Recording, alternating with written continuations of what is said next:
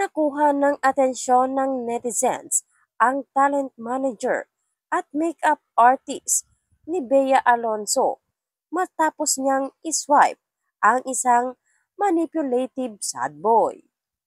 Sa kanyang post sa Threads, ibinahagi ng celebrity makeup artist na si Ting Duque ang kahulugan ng Urban Dictionary ng nasabing salita.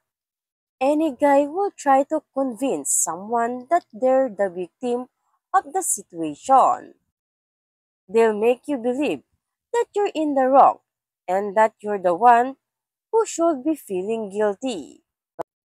Toying with your mind, they're seriously just bad news.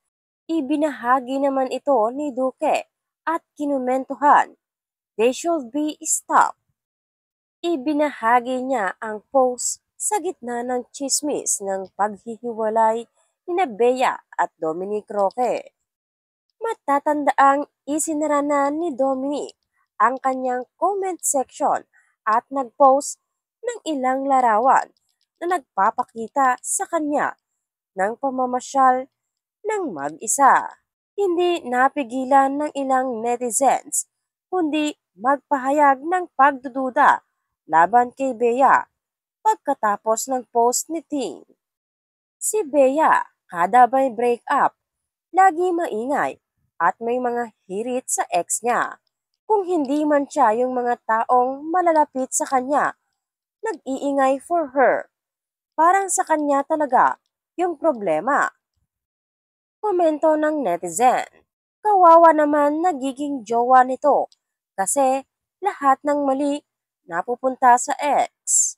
Komento pa ng isang netizen, bagamat walang tinukoy kung para kanino ito o kung sino si sad boy.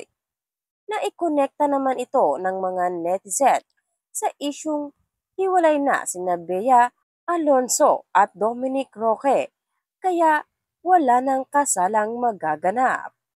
Matatandaang sinabi ni OG Diaz sa kanyang entertainment vlog na OG Diaz Showbiz Update na ayon sa kanyang source, talagang hiwalay na raw ang dalawa. Ang Japan trip ng dalawa na mapapanood sa vlog ni Bea ay ang huling pagsasama na raw ng dalawa. Sa kabila ng lahat ng ito ay wala pang pahayag, pagdideny o kumpirmasyon ang kampo ni Bea at Dominic Roque sa lahat ng mga isyung ipinupukol sa kanilang relasyon.